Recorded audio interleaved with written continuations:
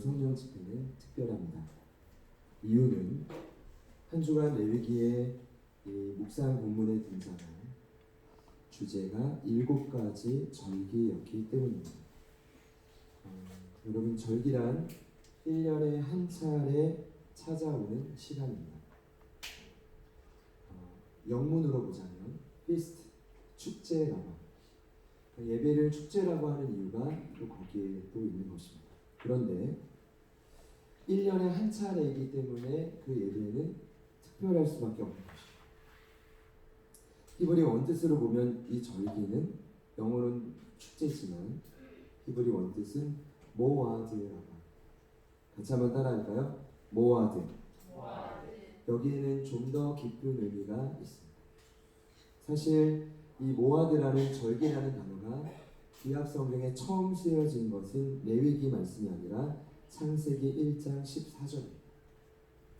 하나님이 이르시되 하늘의 궁창에 광명체들이 있어 낮과 밤을 나누게 하고 그것들로 징조와 계절과 낮과 해를 이루게 하라. 여기 나온 징조와 계절, 번역이 오류입니다. 원뜻 그대로 번역하자면 징조를 위한 계절입니다. 거기서 말하는 징조란 표적을 의미합니다. 다시 쉽게 말씀드리면 절기란 표적을 위한 계절이라는 뜻입니다. 여러분, 표적이 무엇입니까? 기적입니다. 그냥 미라클이 아니라 사인이라고. 이건 사인은 어떤 기적입니까? 그냥 기적이 아니라 하나님의 비밀이 숨겨져 있는 기적을 표적이라고. 그러면 이 절기란 무엇이냐? 하나님이 이 시간을 특별히 제정해 놓고 이 땅을 사랑하는 하나님의 자녀들에게 표적을 1년에 한 차례는 주고자 정해진 시간이라는 뜻입니다. 하나님이 1년 중 저와 여러분을 위해 특별히 정해놓은 시간, 뭐라고요? 절기입니다. 이 절기가 창세기에 나오는 창조 시작 전부터 있었다. 여기에는 2가지 의미가 있습니다. 첫 번째, 이미 하나님은 창조 전부터 절기를 정해놓으셨다는 것입니다. 믿으시기를 축복합니다. 제가 이번 주에 몇 차례 말씀드렸어요. 사실은 저희가 요즘에 지키고 있는 절기, 예를 들어 이제 다음 주가 저희 첫째의 생일인데 계속 생일인 거를 말합니다. 10월 20일. 근데 10월 22일을 하온이 생일이다라고 말하는 절기는 그 아이가 엄마 뱃속에서 응이하고 태어났기 때문에 절기를 정합니다. 미국에 있는 독립기념일도 7월 4일 날 독립했기 때문에 절기를 정합니다. 8.15 광복절도 마찬가지입니다. 그러나 기독교가 말하는 절기는 다릅니다. 사건 이후의 시간을 정한 게 아니라 하나님이 이미 그 시간을 정해놨다는 것입니다. 여기에는 엄청난 의미가 있습니다. 마치 안식일처럼. 여러분, 하나님이 열심히 6일간 창조하시고 7일째 쉬었습니다. 힘이 들어서요? 아닙니다. 이 땅을 살아가는 하나님의 자녀들에게 의도적으로 본을 보이기 위해서 쉬신 것입니다. 야, 나도 쉰다. 그러니 너희도 이 땅을 살아갈 때 6일은 일하고 7일째는 반드시 아무 노동도 하지 말고 쉬어야 돼. 어느 정도까지요? 일하면 죽을 거다. 이 정도까지 협박하면서 안식일을 거룩하게 지키라. 그런 맥락입니다. 왜요? 절기는 우리에게 필요했기 때문에. 이 표적이 필요했기 때문에. 여러분, 저는 그렇게 생각해요. 아무리 저희가 십자가의 길을 가도 1년에 몇 차례는요, 표적이 필요합니다. 그런 표적이 여러분에게 마침 오늘 일어나기를 축복합니다. 한 가지 의미를 더 생각해 본다면 지속적으로 제게 주시는 감동은 그렇습니다. 저희가 절기를 표적을 담은 계절이라고 제가 정해있는데요. 이건 하나님이 정해놓으신 축제의 시간이거든요. 제게 계속 주시는 감동은 영화나 공동체 안에 이런 계절이, 이런 절기가 지금 다가오고 있다는 거죠. 제가 얼마나 기뻤는지 몰라요. 사실 얼마나 위로가 되고, 사실 오늘 마침 이 큐티 본문을 묵상하며 확신이 생겼는지 모릅니다. 여러분, 사실 표적은 저희가 얼마 전에 교육관 건축을 위해 3주간 전교인 금식 기도를 할 때 최종 기도 제목이 표적이었어요. 여러분 벌써 까먹지 않으신 줄 믿습니다. 3가지 기도 제목이 있었죠. 같은 마음과 같은 뜻, 필요한 재정, 마지막에 뭐였죠? 참여한 모든 분들께 삶의 현장에 반드시 표적이. 여러분, 교육관 건축 하나님께서 아주 명확하게 응답해 주셨어요. 제가 이번에 이제 보고가 되겠지만 3,200만 원 가량 모였잖아요. 근데 참 신기한 게 저희 공동체 내부에서 한 1,600만 원 가량 헌금이 됐어요. 이것도 좀 엄청나요. 그리고 1,600만 원 가량이 외부에서 헌금이 됐는데, 외부에서 헌금하신 분들의 흐름이 기가 막혀요. 깜짝깜짝. 2천만 원 이상의 이 외관, 내외 인테리어를 채울 수 있는 하나님이 일하신 것이죠. 할렐루야. 그러니까 이 과정들을 보면서 이것도 표적이었지만 오늘 이 절기를 한 주간 묵상하면서 더욱 기대가 되는 거예요. 이제 시작입니다. 분명히 이 배를 같이 탄 모든 성도분들께, 이 모든 가족분들께 놀라운 표적이 있겠구나. 옆에 있는 분들께 이렇게 한번 축복하겠습니다. 당신은 표적의 배를 타셨습니다.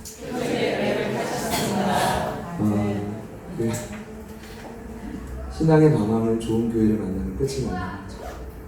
여러분, 표적이 앞으로 무수히 기다리고 있는데, 제가 그냥 드리는 말씀이 아니라 한 달간 저희가 피 터지게 싸워왔고, 그리고 이 절기를 이번 주 묵상하는데 너무 놀라운 말씀이 드립니다. 자, 화요일부터 묵상했습니다. 안식일을 기점으로 한 7가지 절기를 소개하는데, 화요일은 6월절과 무교절을 말했고요. 수요일은 초실절과 칠칠절, 오순절을 말했고요. 그리고 어제 목요일은 나팔절과 대속제일을 소개했습니다. 그리고 오늘이 또 금요일이 마침 7번째 마지막 절기인 초막절. 여러분, 절기가 몇 가지라고요? 7가지입니다. 제가 생각할 때 이 부분도 묵상했는데 왜 7가지일까? 제 결론을 그렸습니다. 하나님을 떠난 이스라엘 백성들, 430년 동안 죄의 노예로 살던 그들이, 잘 들어보세요, 그 죄의 습성과 습관을 버리고 열방의 제사장 나라로 우뚝 서기 위해서는 기본적인 일주일에 한 차례 안식일의 예배 외에 중요한 절기의 예배가, 특별 예배가 필요하다. 저희들은 안식일 대신 예수님의 부활을 기념한 주일날 함께 모여 있습니다. 이거는 기본입니다. 여기에 7가지의 절기가 더해져야 됩니다. 저는 문자적으로 그것을 해석해서 적용하는 사람은 아니에요. 굉장히 사실 위험합니다. 여러분, 초막절 인터넷에 치면 가장 많이 뜨는 단체가 하나님의 교회와 신천지. 문자 그대로 적용합니다. 사실 이 절기는 특별한 예배라고 하고, 예수님의 부활 이후에 예를 든다면 이런 절기들이 있어요. 고난주, 부활주, 추수감사절, 초막절과 연관이 있는, 그리고 앞으로 맞이하게 될 또 대강절, 성탄절, 이런 게 또 절기고, 그리고 오늘 어떤 거론을 하면 현종 안수 집사님이 열심히 PT를 올리시잖아요. 카페에 이렇게 적으셨다. 본인에게는 조금 더 이 절기를 영적으로 적용하고 싶다.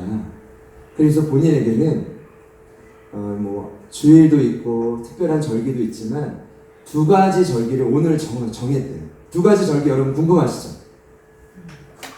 궁금하시다고 하셨어요. 안수입사님 그렇게 하신 거니까. 첫 번째는 당하동에 제자들 교회가 세워진 그 날을 본인이 앞으로 절기로 삼겠다. 할렐루야. 제가 얼만큼 열심히 삼으실지는 지켜봐야 되겠지만, 2번째는 본인이 교회에 처음 온 날을 절기로 삼겠다. 그때 처음 올 때 주셨던 마음을 잊지 않게. 그 나눈 글에 제가 읽으라고 쓴 건 아니지만 뭐라고 쓰셨냐면, 돌아오는 주일에 교회에 가면 목사님께 여쭤봐야지, 이렇게 쓰신 거예요. 그 제가 목사님께라고는 안 돼 있지만 어쨌든 저에게 여쭤보겠죠. 누구에게 여쭤보겠어요. 그래서 제가 댓글을 무려 5개나 오늘 달아드렸어요. 너무 멋지셔가지고. 그리고 마지막에는 사진 2장. 처음 저희 교회 오셔서 제자와 시스템, 새가족관 1주차와 성도 서약서를 쓰시는 사진. 그때가 언제냐면 2017년 3월 10일. 기억하시죠? 여러분, 절기란 이런 거예요. 문자적으로 6월절, 무교절, 이게 아니라 성령이 다시 한번 해석해서 우리에게 중요한 절기란 이런 거죠. 주일을 기본으로 아까 말씀드린 특별한 구속사와 관련된 절기와 함께 영적인 비전. 그리고 나래 간사님께서는 저희가 2015년 6월 21일 주일 설립 예배를 드릴 때 하나님의 감동에 따라 북쪽으로 가라고 해서 저에게 오셨죠. 그런 거를 절기로 삼으셔도 되겠습니다.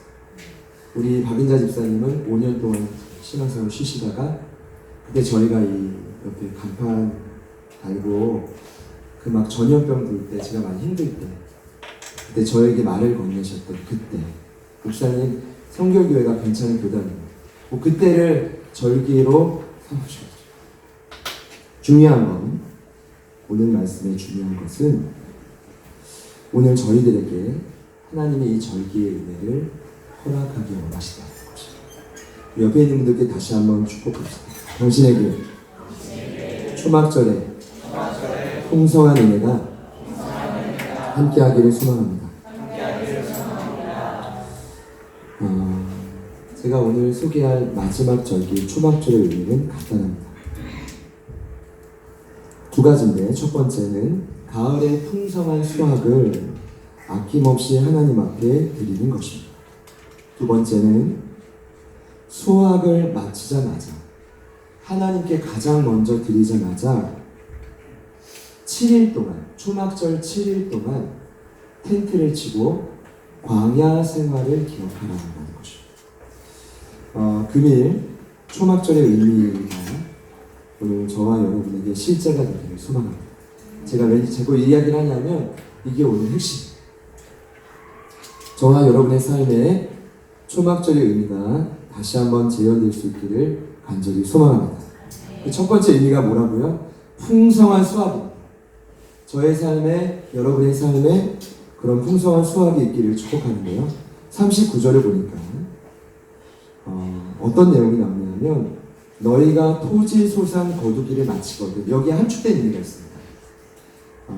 이스라엘 백성들은 1년에 두 차례 수확을 해요. 첫 번째 수확이 언제냐면 세 번째 절기였던 초실절. 그때는 3월에서 4월. 이른비로 인해서 열매를 맺을 때입니다. 그때 수확하고 이때는 이스라엘 달력으로 티슈리 월이라고 하는 7월 15일. 이때는 가을비로 인한 풍성한 수확인데 여러분 봄보다는 이 가을의 수확이 훨씬 더 풍성했다고 합니다. 그러니 39절이 말하고 있는 토지 수확하기를 마치거든. 이 말이 뭐예요? 수확도 풍성하게 하고 하나님 앞에 풍성하게 드리거든 이라는 뜻입니다. 제가 왜 이걸 강조하냐면 초막절은 다른 어떤 6가지의 절기보다 훨씬 더 많은 예물을 하나님 앞에 드립니다. 37절과 8절을 보면 초막절의 예물이 3가지예요. 번제물, 소제물, 그리고 희생제와 전제라고 되어 있는데 이거는 속죄제물입니다. 자, 3가지 뭐죠? 번제물, 소제물, 속죄제물. 그런데 38절에 아주 재미난 이야기가 나옵니다. 하나님이 모세를 통해 경고하시는데 이렇게 말하죠. 야, 특별 예물을 드린다고 해서 매주 드리는 기본 안식 예물을 범하는 자가 되지 마라. 여러분 이거 어떤 뜻일까요? 제가 처음에 38절이 무슨 뜻인지 했어요. 여호와의 안식일 외에 헌물 외에 모든 소원 제물 외에 모든 자원 제물 외에 이 말이 뭘까요? 초막절 기간 안에 풍성한 예물을 드릴 때 특별 예물을 하나님 앞에 풍성한 공급을 주셨으니까 드릴 때 어떤 뜻일까요? 안식일이 겹치면 너희 중에 어떤 자들은 기본적으로 나에게 드려야 될, 들어보세요, 헌물과 서원 제물과 모든 자원 제물을 안 드리고 넘어가는 자들이 있을 것이다. 여러분 이거 어떤 경우일까요? 여러분 지금 여러분의 경험상 너무 느낌이 팍팍 오시죠? 특별 예물을 드릴 때 기본적으로 드려야 될 온전한 11조를 표현이 그렇지만 넘어가고 감사와 주일의 예물도 넘어가고. 왜냐? 내가 특별 예물을 드렸으니까 기본적인 건 안 하겠다는 거예요. 근데 하나님이 뭐예요? 뭐라고 하세요? 이미 이걸 알고 예방하십니다. 하나님이 여러분들에게, 저와 여러분에게 많은 걸 뺏어가려는 게 아니라 결국 하나님은 이때 그때가 중심을 보실 때고 풍성한 예물을 줬을 때가 중요해요. 그때 기본적으로 드려지는 안식일에 드려지는 예물 외에 풍성한 공급에도 신실하게 드린다면 하나님은 계속해서 그 영혼에게 공급하실 거예요. 믿으시기를 축복합니다. 그런데 뭔가 풍성한 것이 있다고 해서 기본적으로 하던 건 아까운데 아니죠. 아브라함이 최초로 11조를 드렸던 멜기세덱은 여러분 오늘날 신약교회의 머리 대신 예수 그리스도의 현현인 걸 왜 모르십니까? 저희는 인정해야 돼요. 그분께 온전한 11조를 드렸다는 것은 그 10분의 1만 드리는 게 아니라 나머지 것도 하나님의 뜻대로 쓰겠다는 결단입니다.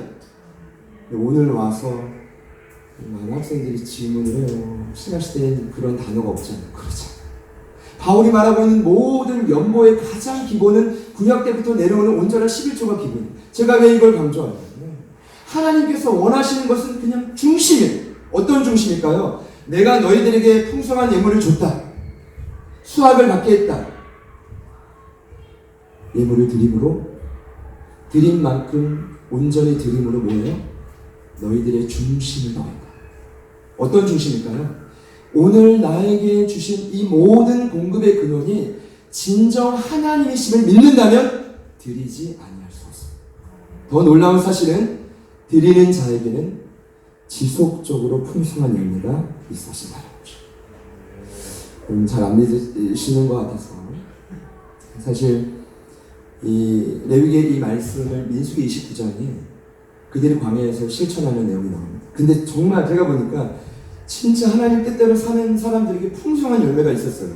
7월 15일 그들이 광야에서 어떻게 드리냐면 들어보세요. 수송아지 13마리, 수장 2마리, 숫양 2마리, 1년 된 수장 14마리, 거기에 소재, 전제, 속재제 플러스. 자, 둘째 날 16일 수송아지 12마리, 수장 2마리, 1년 된 수장 14마리, 자, 소재, 전제, 속재제 플러스. 그 다음 17일부터 차이점만 얘기하겠습니다. 수송아지만 한 마리 줄은 11마리, 나머지 똑같아요. 자, 18일 수송아지가 10마리, 나머지 똑같고 19일 수송아지 9마리, 나머지 똑같고 자, 여섯째 날 20일 수송아지 8마리, 나머지 똑같고 자, 21일 날 수송아지 7마리, 나머지 똑같고 여러분 어떤 느낌이십니까? 제가 이런 생각 들었어요. 와, 이거 어떻게 다 드리지? 지금 드린다라는 건 뭐예요? 하나님이 전부를 빼앗아 간다는 게 아니라 그만큼 지금 이스라엘 백성들의 삶에 하나님의 말씀이 실천되고 적용됐다는 거예요. 저희들의 삶에도 그런 역사가 있기를 축복합니다. 그리고 8일째는 아무 일도 하지 말고 장엄한 대회를 선포한다. 그럼 초막절의 첫 번째 의미는 풍성한 수확입니다. 옆에 있는 분들께 이렇게 한번 축복합시다. 당신의 삶에도 풍성한 수확이 있기를 소망합니다. 그런데 두 번째 의미가 있습니다. 두 번째 의미는 이게 조금 너무 이렇게 극과 극인데 풍성한 열매를 드리는 동시에 7일간의 초막 생활을 하라. 사실 이 말씀을 처음 접하는 그들에게는 이 말씀이 더 익숙해요. 왜냐? 그들은 아직 약속의 땅에 들어가서 열매를 맺은 적이 없어요. 그러나 그들은 여전히 지금 뭐예요? 광야 생활을 하고 있어요. 그러니까 초막, 이 말이 익숙한 거죠. 여러분 그들은 400년 동안 정착했습니다. 애굽에서. 그러나 출애굽을 하며 그들은 지금 최소 1년 이상 이 광야에서 초막 생활을 하고 있습니다. 떠돌이 생활. 제가 증거를 말씀드리죠. 그들이 출애굽을 하고 3개월 만에 시내산에서 하나님의 언약을 받죠. 3개월. 그리고 출애굽기를 보면 그 이후에 이렇게 장막을 지어라 플러스 레위기까지 하면 그 기간이 최소 1년입니다. 그러니 그들은 이미 출애굽을 하고 사막, 광야에서 몇 년을 살았냐면 1년 이상을 살아가고 있습니다. 중요한 건 오늘 하나님이 왜 풍성한 수확을 맞이하는 그들에게 너희들은 예물을 드릴 때 7일 동안 광야 생활을 기억하기 위해 장막을 치고 살려고 했느냐?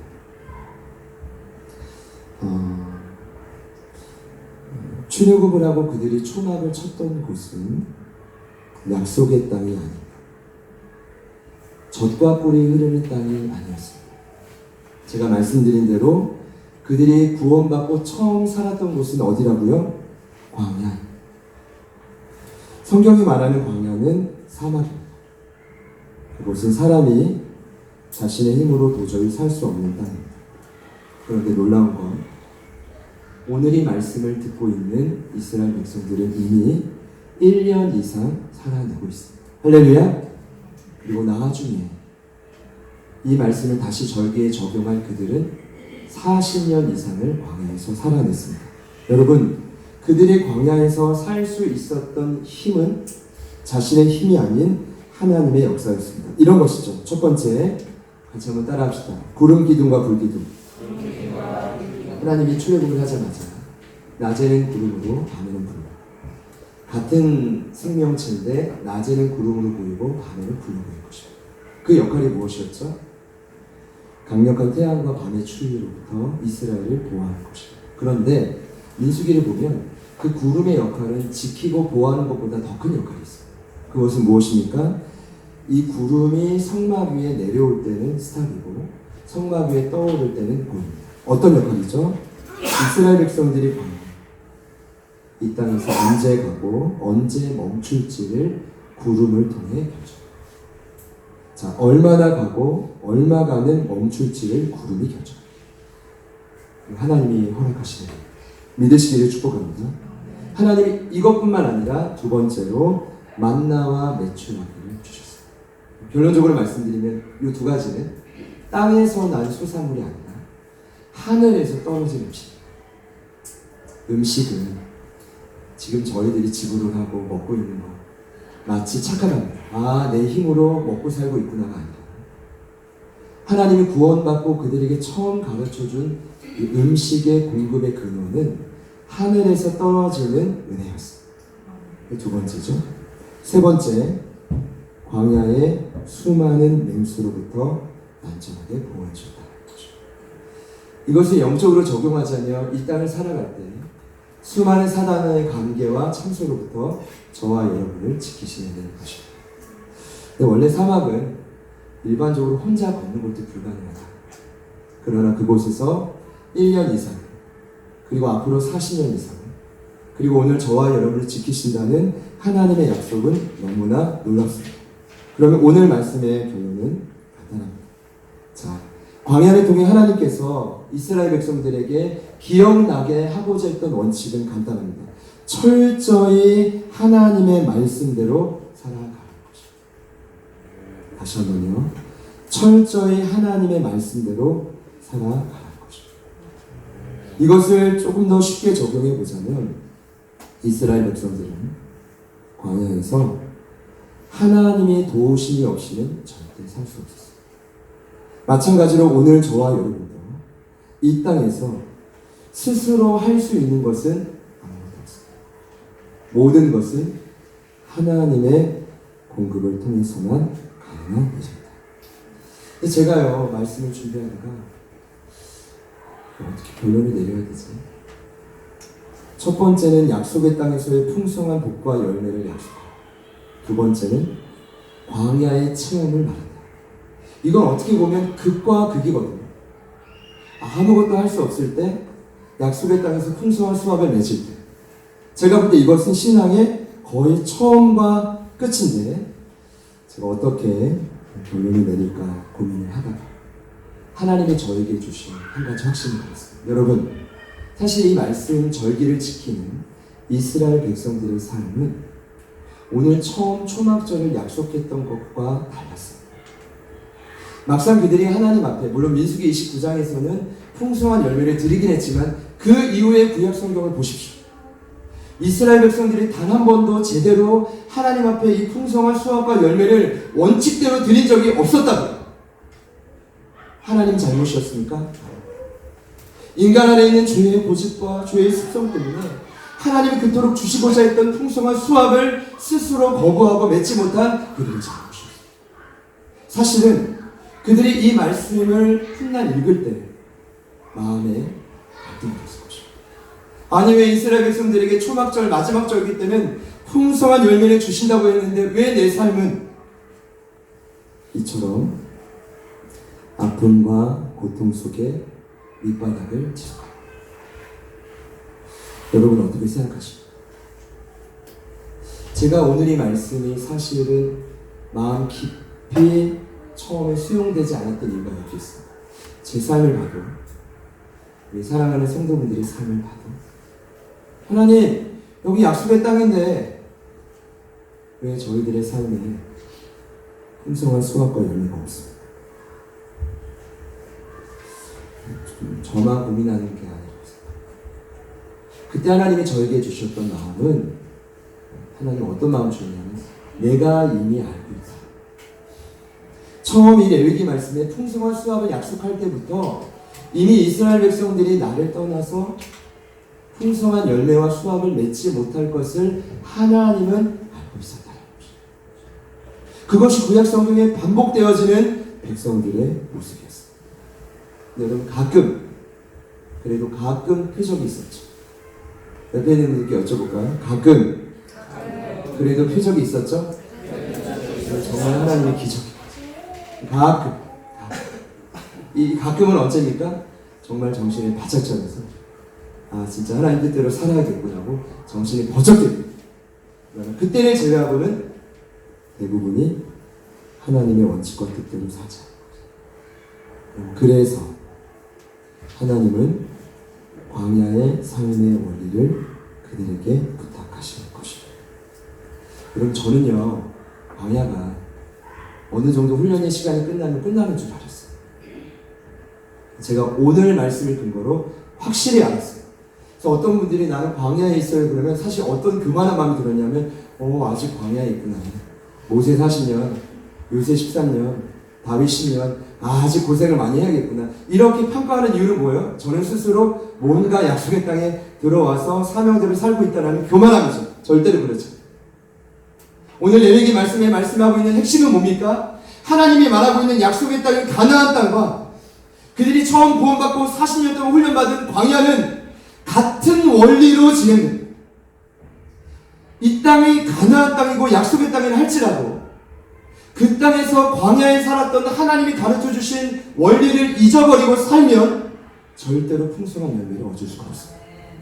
이것이 오늘 초막절입니다. 오늘 말씀의 제목이 초막절을 경험하는 원리입니다. 사실 초막절 7일 대부분은 어디서 보냅니까? 안락한 집을 떠나 어색하고 불편한 광야의 흔들. 이유는 하나죠. 광야에서의 기억을 되살리는 것입니다. 광야에서 나를 만나줬던 하나님을 다시 한번 기억하는 것입니다. 사랑하는 여러분, 약속의 땅은 동일하게 광야입니다. 그 약속의 땅에서 풍성한 열매와 수확을 맺기 원하십니까? 그러면 이스라엘 백성들이 광야에서 살았던 것과 같이, 그리고 여러분이 진정 광야에서 살아왔던 삶을 기억하면서 그와 같이 사실 수 있는 여러분 되시기를 축복합니다. 광야의 원리는 마무리합니다. 같이 한번 따라해볼까요? 두 가지인데, 내가 누구인가? 여러분 기억해 주십시오. 광야의 원리 첫 번째, 나는 내 힘으로는 아무것도 할 수 없는 존재입니다. 이 고백이. 자, 두 번째 원리는 마지막으로 따라합시다. 하나님은 누구신가? 이스라엘 백성들이 광야에서 경험한 하나님은 자녀들을 지키시고 정확하게 인도하시고 필요한 꼴을 풍성하게 먹이시는 유일한 창조주십니다. 여러분 광야에 서 있기를 축복합니다. 그리고 저희들이 서 있는 이곳이 광야답게 살아요. 그 원칙대로 살아요. 하나님, 저는 아무것도 할 수 없는 존재. 그러나 하나님은 지금도 내 삶을 지키시고 인도하시고 먹이시는 유일한 복의 근원이 되십니다. 오늘 이 고백이 저와 여러분의 고백이 될 수 있기를 축복합니다. 제 바람이 성령이 주시는 감동일 줄 믿습니다. 오늘 이 고백이 진정성 있게 저희들의 삶에 선포될 때, 그리고 삶으로 진정 하나님만을 의지하는, 전적으로 낮아진 마음으로 그분을 의지하는 마음으로 살아가기 시작합니다. 다시 한번 이 땅이 약속의 땅으로 변화되고 때가 되어 풍성한 수확과 열매를 받게 할 것입니다. 그리고 하나님은 그 열매를 통해 이 땅에 하나님의 나라를 확장해 갈 것입니다. 기대하는 마음으로 같이 한번 찬양하시고 기도하기 원합니다.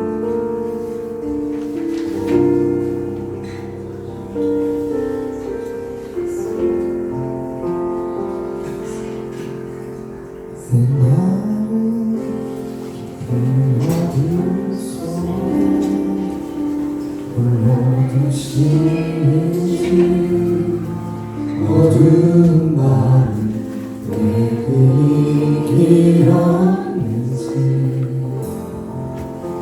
나를 고독하게 나를 낮아지게 세상 어디로 기댈 곳이 없게 하셨네.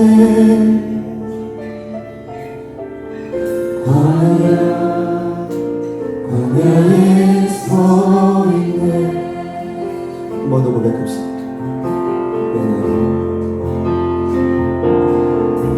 내 나를 깊은 어둠 속에 홀로 두시는지 어두운 밤 왜 그리 길었는지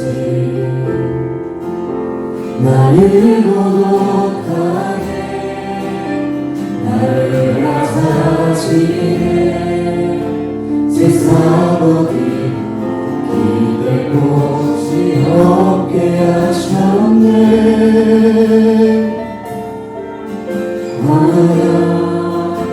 광야에 서 있네.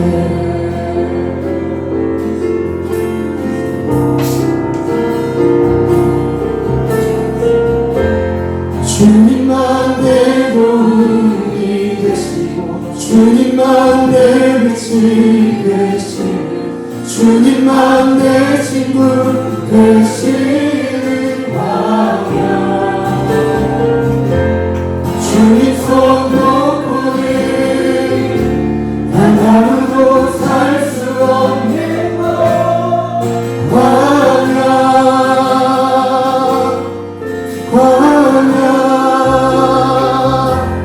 주께서 나를 사용하시며 나를 더 정결케 하시며 나를 택하여 보내신 그곳 광야.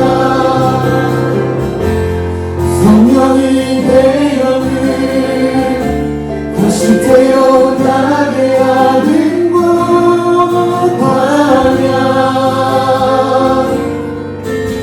광야에 서 있네. 우리 찬양 한 번 더 고백할 때 오늘 들으신 말씀을 기억하고 우리가 광야의 원리를 회복할 때 풍성한 열매와 수확을 회복시킬 하나님을 기대하며 한 번 더 고백하며 나아가겠습니다.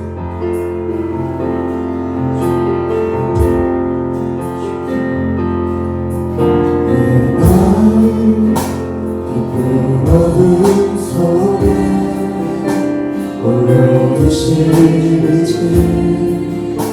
어두운 밤 왜 그리 길었는지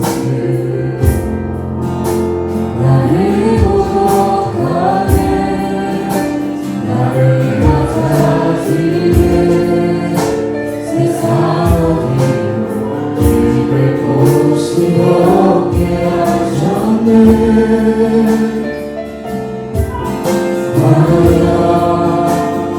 광야에 서 있네.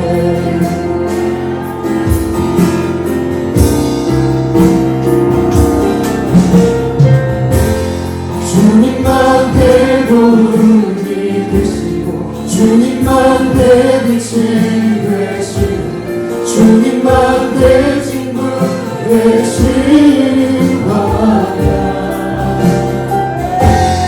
주님 손 놓고는 단 하루도 살 수 없는 곳 광야 주님만 내 도움이 되시고 주님만 내 도움이 되시고 주님만 내 빛이 되시고 주님만 내 친구 되시는 광야 주님 손 놓고는 단 하루도 살 수 없는 곳 광야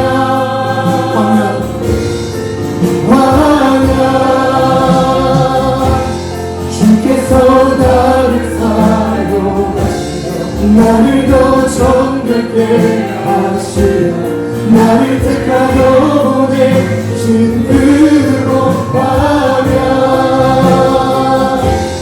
성령이 내 영을 다시 태어나게 하는 곳 광야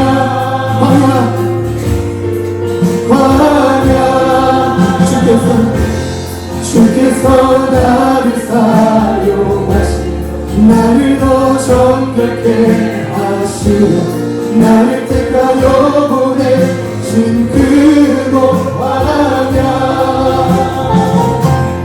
성령이 내 영을 다시 태어나게 하는 곳 광야 한번 부르면 광야 주께서 나를 사용하시며 나를 더 정결케 하시며 나를 택하여 보내신 그곳 광야 성령이 내 영을 다시 태어나게 하는 곳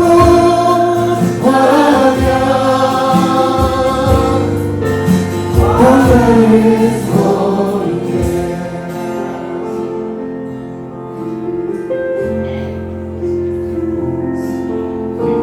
내 자가 산산이 깨지고 높아지려 해도 내 꿈도 주님 앞에 내어놓고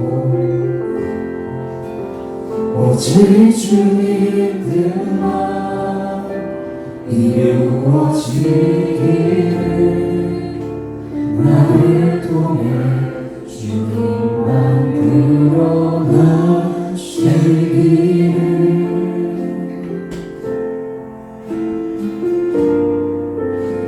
광야를 지나 하나님이 이스라엘 백성들에게 40년의 광야 생활을 허락하신 이유는 레위기에 반복적으로 말했습니다. 너희가 나온 애굽 땅의 풍속도 따르지 않고 들어가게 될 가나안 땅의 풍속도 따르지 않기 위함입니다.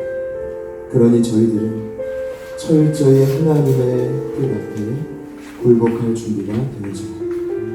사랑하는 여러분, 지금 저와 여러분의 모든 인생의 터전이 광야입니다. 이 광야에서 풍성한 수확과 열매를 맺고 하나님의 도구로 거듭날 수 있는 유일한 방. 하나님, 내 힘과 능력으로 어떤 선택도 할 수 없습니다. 하나님, 이스라엘 백성들을 구름 기둥과 불 기둥으로 지키시고 보호하시고 그들에게 갈 길을 알려주시고 그들에게 만나함의 주력을 먹이셨듯이 오늘 이곳에 있는 저희들의 삶에 그 창조주 하나님께서 동일한 역사를 보게 하여 주시옵소서. 주님, 나는 아무것도 할 수 없사오니 광야에 서 있는 나에게 하나님의 놀라운 초막절의 풍성한 보고를 허락하여 주시옵소서. 허락하여 주시옵소서. 우리 다같이 주님의 이름을 부르시고 하나님 광야에서